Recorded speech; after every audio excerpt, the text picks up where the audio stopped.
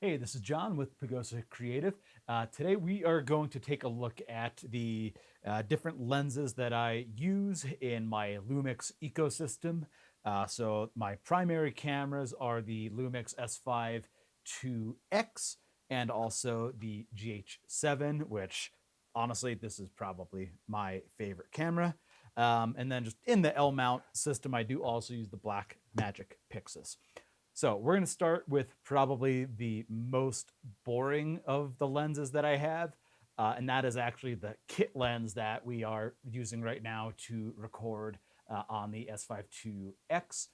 That 20 to 60 f3.5 to 5.6. Honestly, it's still a pretty versatile lens. I like to use it anytime I'm having to put my camera on a gimbal, because it's just lightweight. The optical quality is good enough that it's going to get the job done, and it's got a pretty good focal range at 20 to 60, and that f3.5 is actually pretty fast when you're all the way at the narrow end of that lens at the 20 millimeter. That's actually what I'm shooting on, yeah, right now, at that 20. It's actually the only lens I have that is that wide. All right, so moving along to the 85 millimeter f1.8 prime from Lumix. This is a fantastic portrait lens. That f1.8 is, quite fast, gets you really good background separation, especially at that 85 millimeter focal length. Um, they are nice and lightweight, compact. Got an AF MF switch on that, and that's basically it. These are a 67 millimeter filter thread, as are just about all of the Lumix primes, at least the non-pro. And I would say, that f1.8, for I think you can get these now for about $500. It's a pretty good deal for a good portrait lens. I don't think you need to spend triple to do like the f1.2 or 1.4. All right, next up, I actually got this on quite the deal. This is the SIRUI Venus 150 millimeter anamorphic. So it's a T2.9. I use this mostly on the Blackmagic camera, even though the Lumix S5 2X does have some nice anamorphic modes and internal de-squeeze. I still mostly use it on the Blackmagic. The thing that's really unique with this lens is that you have a really close focusing distance. It's just under 2 feet. I think it's about 23 inches. And when you actually look at the size of the lens, you get maybe 14 or 15 inches away from your subject to still get that focus distance. And when you're looking at 150 millimeters, you actually get pretty darn close. So this is neat for some pseudo macro shots. Just makes some really neat effects. Of course, it's a cine lens, so your aperture is declicked. Got your focus ring here. Focus throws a little bit far. It's about a 270-degree rotation. Um, Optical quality, I think the image that comes out of this looks really, really nice, actually. And I'll drop a little bit of footage of this lens right now that I used when I was shooting an event in Denver the other month, and I thought that it turned out really, really cool. Let me know what you think. All right. So moving along to my kit lens for the Lumix GH7. This is their 12 to 60 f2.8 to 4. So it is a variable aperture, and you really only get that f2.8 when you're at the widest part of the lens.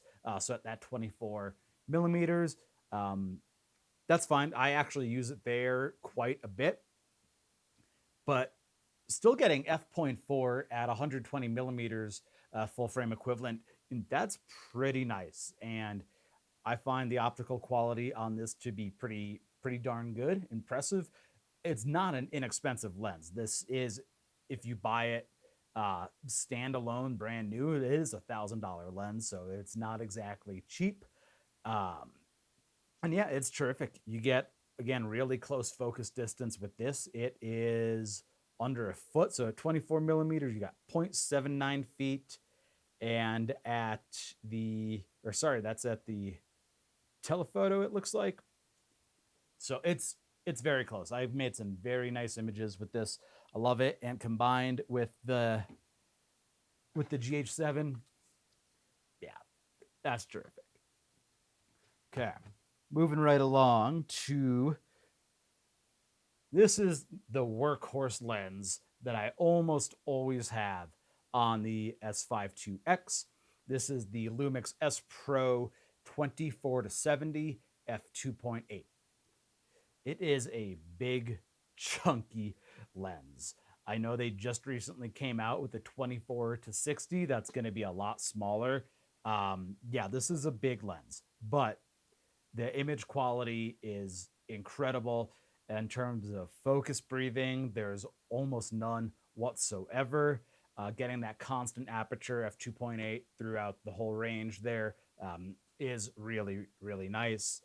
The thing I love with the Lumix S Pro lenses, other than just the build quality and the optical quality, all that, you get a nice manual focus clutch right here. And the thing that's really nice with these is that they've got a hard stop built in.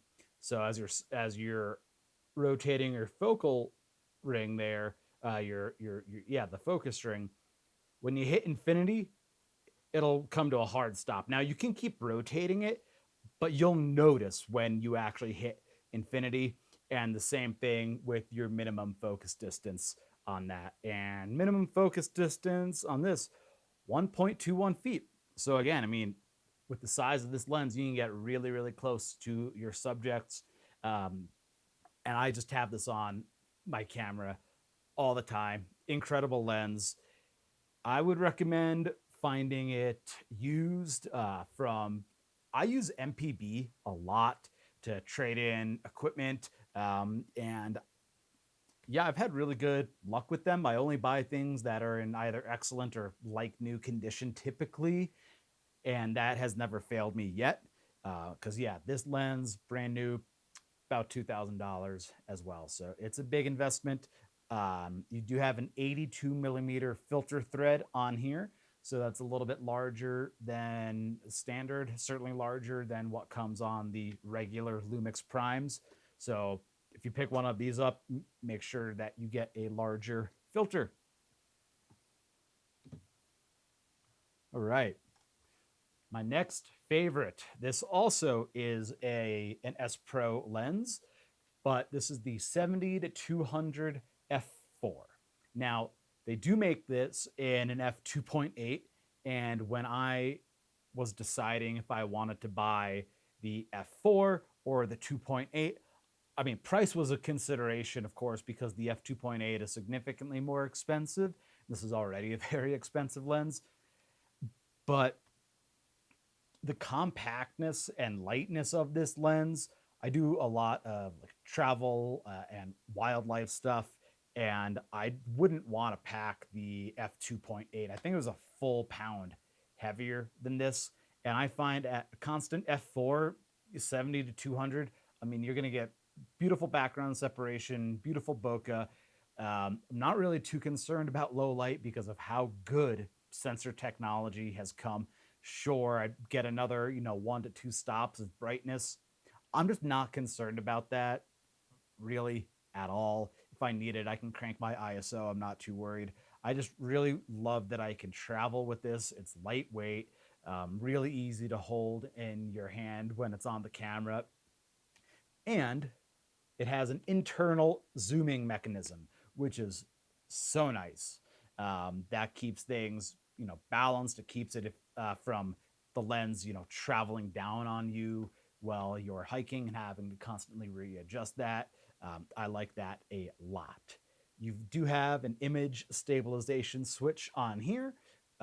So combined with the stabilization that you get in the Lumix system, it's really incredible. Important thing to note, because I will use this on my Blackmagic camera from time to time, On Blackmagic, they record the gyro data as metadata in the camera that you can use for stabilization. That actually does not work if you have the image stabilization on your lens turned on. Ask me how I know.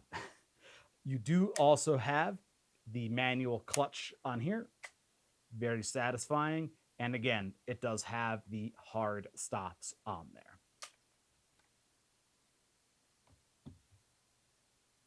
All right. Now, this big kahuna here is the wildlife lens that I use on the GH7. This is the OM System 300 millimeter prime. It is an f4, so it's a very bright, very fast prime lens, and it is terrific for wildlife. When you pair this with the GH7, where you're filming in 6K, being able to crop in on your image with this is really spectacular. You get really, really crisp details in this. It's a really great lens. It does have the focus clutch on there, also with hard stops that they work a lot better than the Lumix lenses, actually, because the hard stop, the focus ring just stops moving completely. So that's really nice. You've got a built-in lens hood here, which for video, actually not great. It's a little bit tricky getting a filter set up and everything on here, but for photography, it is terrific, and it's actually pretty darn lightweight. You do have a lens function button on here, which is nice. You can map that to any number of things on your camera. You do have optical image stabilization on here. And a really neat thing on this telephoto lens is that you've got a focus selector that allows you to basically, stop the lens from hunting. If you know you're shooting something that's really far away, you can set it to do 1.4 meters to infinity. You can set it to 1.4 meters to 4 meters. So if you're going to be focusing on something that you know is going to be a little bit closer, so you basically are just allowing the camera to have to hunt less, which is really, really quite nice. Okay. Now, the final lens. I recently got this for the GH7. This is the 25 to 50 f1.7, the Leica Simulux. This thing is so nice. It actually might be the heaviest lens that I have. No, not quite. The 24 to 70 is pretty close, but I mean, look at this. Micro 4/3 glass, full frame glass. This thing is he's a bit of a tank, but the build quality, total completely metal construction on here, internal zooming mechanism. You've got a focus clutch also with the hard stops on there, which is great. And then a really neat thing for video shooters is you have an aperture ring here, which you can set to auto, but you can also rotate it and it's declicked completely. So if you're changing your aperture in your, on your shoot, it is going to look fantastic. It's buttery smooth. Man, I love this lens. If I had to just have one lens for my Micro Four Thirds system, I don't know. It might be this one. Now you compare it to the 12 to 60.